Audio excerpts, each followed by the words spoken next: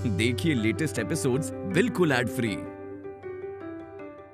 Bharat Ratna doctor Bhimrao Ambedkar को कोटि कोटि नमन। ये कार्यक्रम डॉक्टर भीमराव अंबेडकर के जीवन पर आधारित है, जहां भारत की जनता के प्रति उनके योगदानों को पूरी सजगता से चित्रित और रेखांकित करने का प्रयास है। कार्यक्रम में दिखाई गई घटनाएं लब्ध प्रतिष्ठ पुस्तकों से ली गई हैं। इस कार्यक्रम के जरिए चैनल की ओर से एक विश्वसनीय, सजग और सकारात्मक प्रयास है कि डॉक्टर बाबा साहेब भीमराव अंबेडकर के जीवन की संघर्ष यात्रा एवं गौरव गाथा पूरे आदर के साथ घर घर पहुंचे और उनके योगदानों से सभी संपूर्णता में परिचित और आह्लादित हों। इसमें आधा है जो आपका है, इसमें आधा है जो आपका है। फिर इस बंटवारे में आपकी माँ को क्या मिला?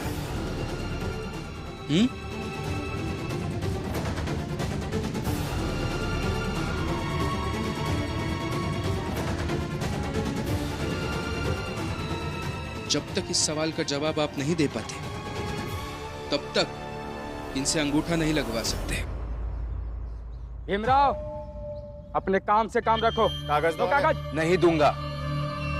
भीम, हमारे बीच में मत पड़ो।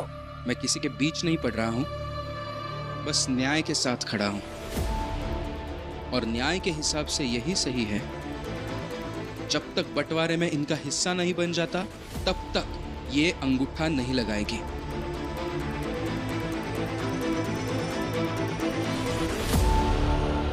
ऐ भीमराव, सगुना बाई से तो तुम्हारी दुश्मनी है, तो तू क्या हितैषी बन रहा है? हा? हितेश काका, ये भीमराव हर जरूरतमंद, शोषित, पीड़ित और वंचित का हितैषी है, फिर चाहे वो मेरा दोस्त हो या दुश्मन।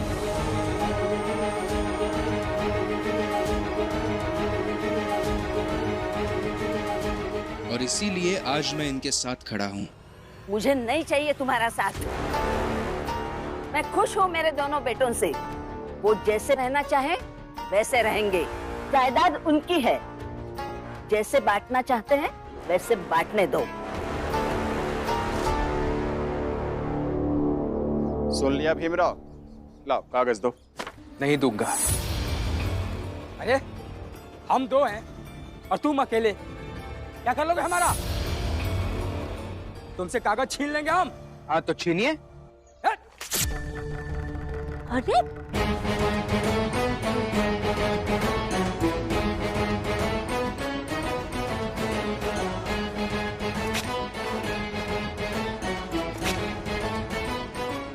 अरे क्या कर रहे हो?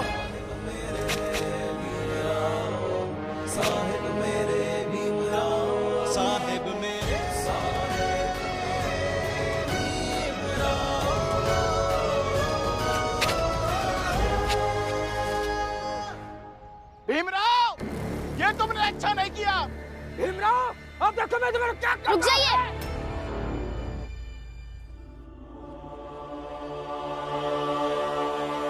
पीछे। भीमराव अंबेडकर मेरे पति है, ऐसे और कोई उन तक नहीं पहुंच सकता है।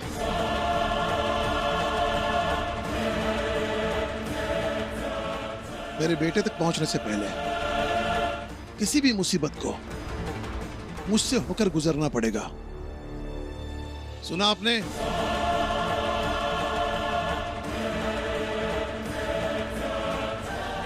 और हाँ, अगली बार जब आओगे तब साथ में 3 कागज लेकर आना, जिसमें से एक कागज पर इनका हिस्सा लिखा हो। अरे अजीब जबरदस्ती है। जब मुझे ही हिस्सा नहीं चाहिए तो तुम क्यों पागल हो रहे हो? नहीं, भीम भैया पागल नहीं है। भीम भैया जो भी फैसला लेते हैं सोच समझ के लेते हैं, नहीं तो आज मैं कोई दूसरे देश में गुलामी कर रहा होता।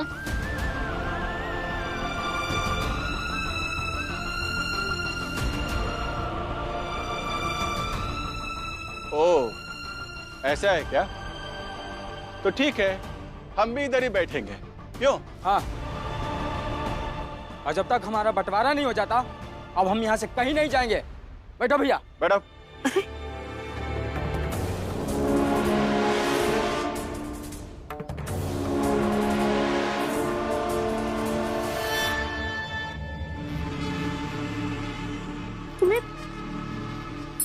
दूसरों के मामले में टांग अड़ाने की आदत सी हो गई है।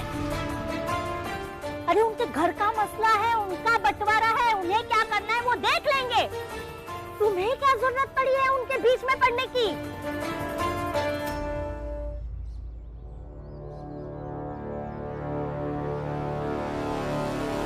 जीजाबाई, तेरे भतीजे बहुत दूर से आए हैं, उन्हें भूख लगी होगी। अंदर जा और जाकर खाना बना। आप मत सिखाइए मुझे। मेरी भाभी का जीवन नरक बनाने पर तुला हुआ है आपका ये भीम, और उसे कुछ ना कहूँ मैं यही खड़ी रहूंगी। इतनी पड़ी है तो आप जाइए।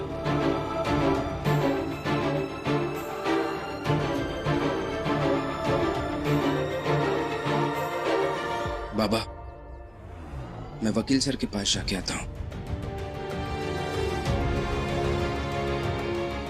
हाँ भीम भैया, अब जाओ। जब तक मैं आऊँ तब तक मैं यहाँ ध्यान दूंगा कि ये दोनों शगुना मामी से अंगूठा ना लगवाए। अब जाइए।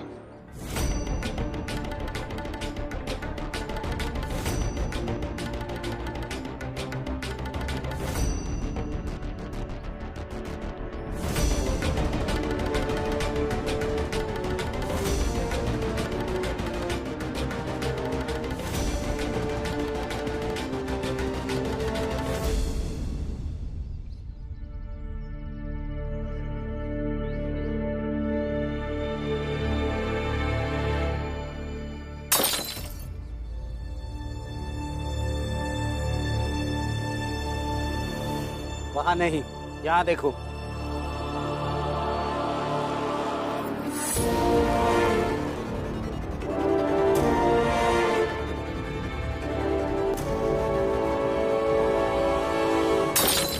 बाला भैया, ये क्या कर रहे हैं आप?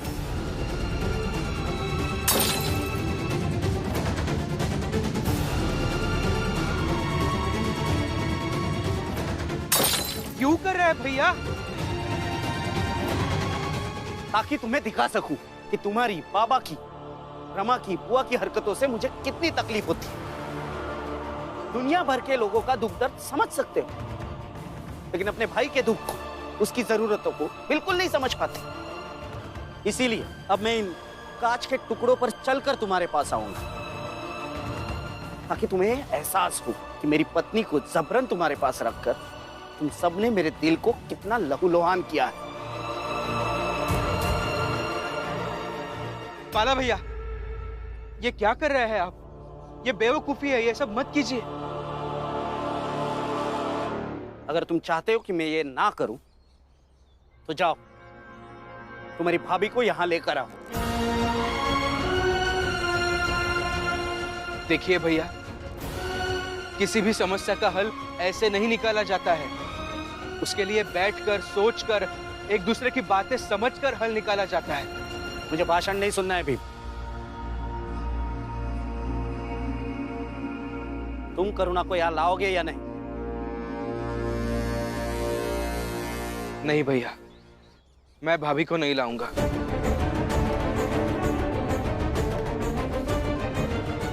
मैं तुम्हें आखिरी बार पूछ रहा हूं भीम, तुम करुणा को यहां लाओगे या नहीं? नहीं लाऊंगा भैया।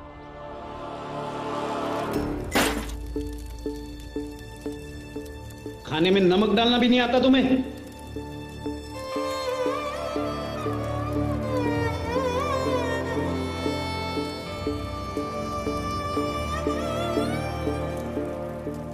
दीदी, ये आपके हाथ क्यों कांप रहे थे? पता नहीं रमा, क्या हो गया, अचानक ही हाथ कांपने लगा। पर तुम चिंता मत करो, अभी ठीक हो जाएगा। और देखो, ये सब्जी भी बन गई है। सच में अचानक से ही कांपने लगा, तो फिर आप कुछ छुपा रही है? रमा, मैं क्या छिपाऊंगी तुमसे? कुछ नहीं छिपा रही हूँ। दीदी, आपका चेहरा बता रहा है कि आप कुछ तो छुपा रही है। क्या हुआ है? कुछ भी नहीं छिपा रही हूँ। दीदी, आपको मेरी कसम है।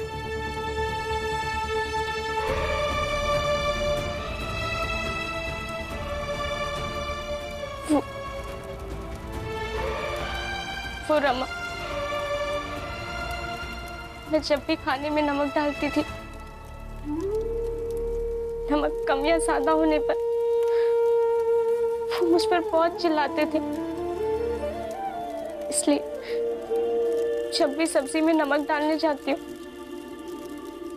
तो ये हाथ ऐसे ही कांपने लगते हैं।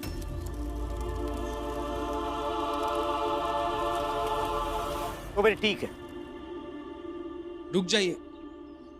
आप इस कांच पर पैर रखेंगे तो आपको जख्म हो जाएगी। फिर मैं आपको हॉस्पिटल लेके जाऊंगा, आपका इलाज करवाऊंगा, क्योंकि मेरी वजह से आपने ये सब किया। और फिर हॉस्पिटल से सीधा यहाँ आकर मैं भी इन कांच के टुकड़ों पर चलूंगा। फिर अपना हिसाब बराबर हो जाएगा ना। आप सोचिए आपको क्या करना है, आपकी मर्जी।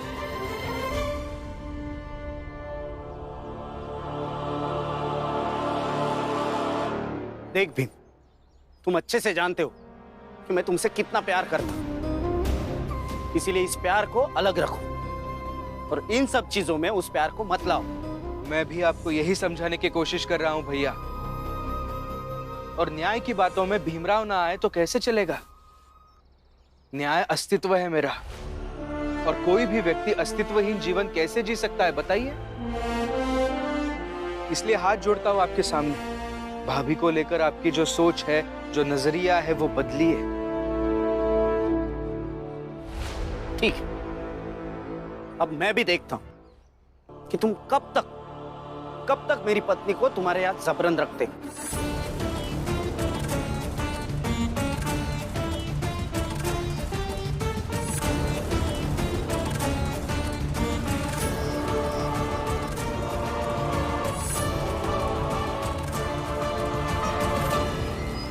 जाता है सो जान दे, तेरी दसान जाए, खेवटिया की नाव जूं घने मिलेंगे आए, घने मिलेंगे आए। फुलिया, हम आवत हैं। हाँ ठीक है।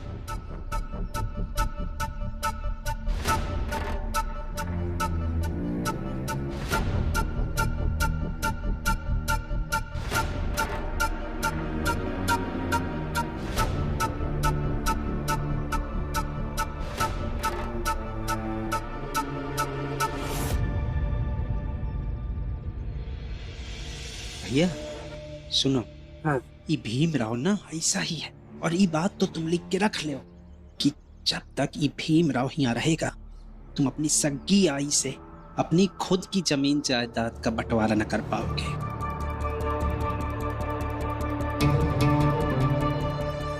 अरे लेकिन हम उसकी बात मानेंगे क्यों? आप ही बताइए, भाइयों के बंटवारे में माँ को लिखित हिस्सा देने की जरूरत क्या है? हम दोनों मिलकर माँ को संभाल लेंगे। हाँ, सही कह रहे हो तुम। ऐसा बंटवारा हमने भी कभी नहीं देखा है। बात तो सही है, लेकिन कुछ तो हम लोगों का सोचना पड़ेगा ना, नहीं तो भीमराव जो जो कहेगा, जैसा जैसा करेगा, अगर वैसा होने लगा, सोचो एक अरमान कितना बढ़ जाएगा। और फिर वो दिन दूर नहीं जब भीमराव हम सबके ऊपर शासन करने लगेगा। मैं तो ये कहता हूँ, चलते हैं नरोत्तम जोशी जी के पास, वो कोई ना कोई तरीका जरूर बताएंगे। अरे हितेश भाऊ, आज तक वो खुद कौनो तरीका में सफल नहीं हो पाए, वो हमका का तरीका बताएंगे? ऊपर से वो हम सब पर नाराज हैं कि उनके लिए हम गिरमिटिया मजदूर नहीं बने। हाँ, ऐसा है, बांध टूटते ही हैं, लेकिन इसका मतलब ये नहीं कि बांध की जरूरत नहीं है। नदी को उसकी औकात में बांध ही रखता है। नरोत्तम जोशी वो बांध है, भीम को उसकी औकात वही दिखाते हैं, और वही नरोत्तम जोशी हमारे लिए साहब है। चलो चलते हैं, कुछ न कुछ तो उपाय जरूर निकलेगा। हाँ तो चलते हैं। चलो।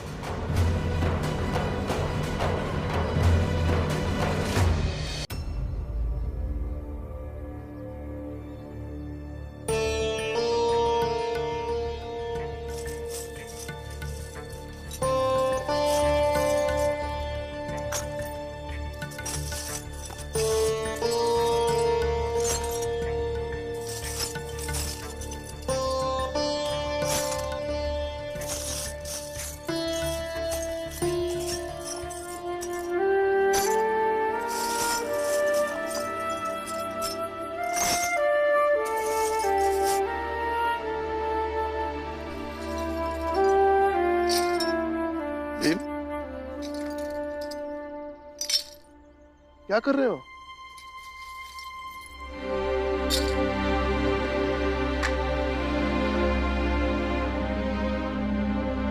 बाला भैया आए थे यहाँ। हाँ।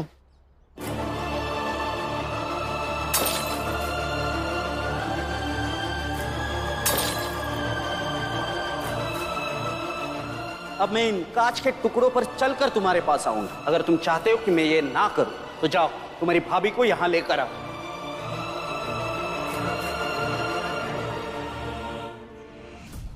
मैंने समझाने की कोशिश की, फिर गुस्सा होकर चले गए।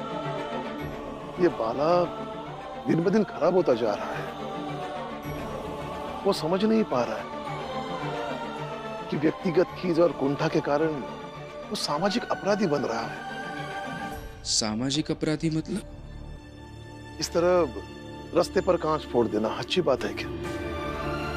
जो आने जाने वाले के पैरों में ये कांच चुभ सकती है, ये सामाजिक अपराध नहीं है? हाँ, ये बात अलग है कि इन कांच के टुकड़ों को समेटकर एक जिम्मेदार नागरिक होने का तुमने कर्तव्य निभाया है, लेकिन इस कर्तव्य से बाला के अपराध छुप गए।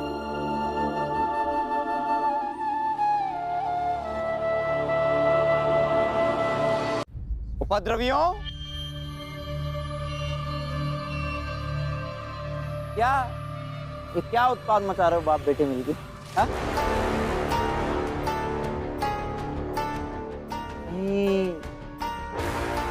कहीं सड़क के बीचों बीच कोई नई क्रांति करने का विचार तो नहीं कर रहे हो? हाँ? नरोत्तम जोशी जी, वैसे देखा जाए तो भीम आप पर उपकार ही कर रहा है, और उपकार करना किसी क्रांति से कम तो नहीं है ना? हाँ? क्या कहा इसने? जोशी जी ये कह रहे हैं कि इस भीमराव ने आप पर एहसान किया है।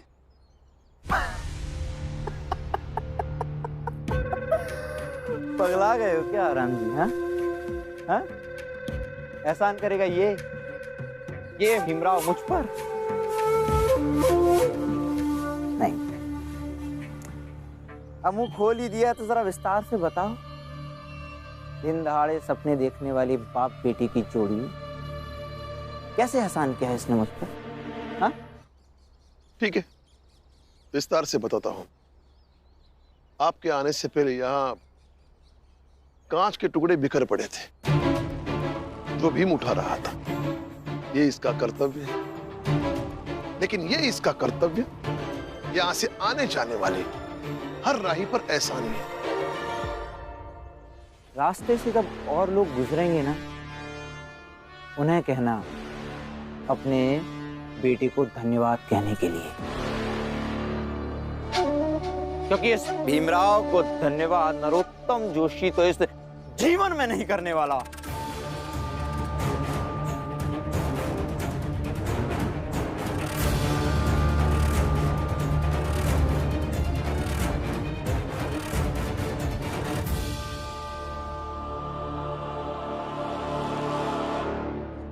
मतलब बाबा, किसी एक व्यक्ति के कर्तव्य पालन से कई लोगों की जिंदगी आसान बन जाती है।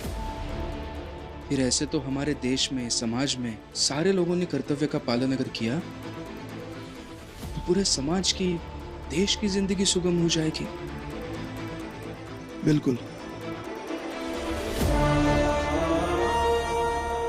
मुझे अगर कभी व्यवस्था बनाने की जिम्मेदारी मिली तो मैं कर्तव्यों के पालन पर विशेष जोर दूंगा।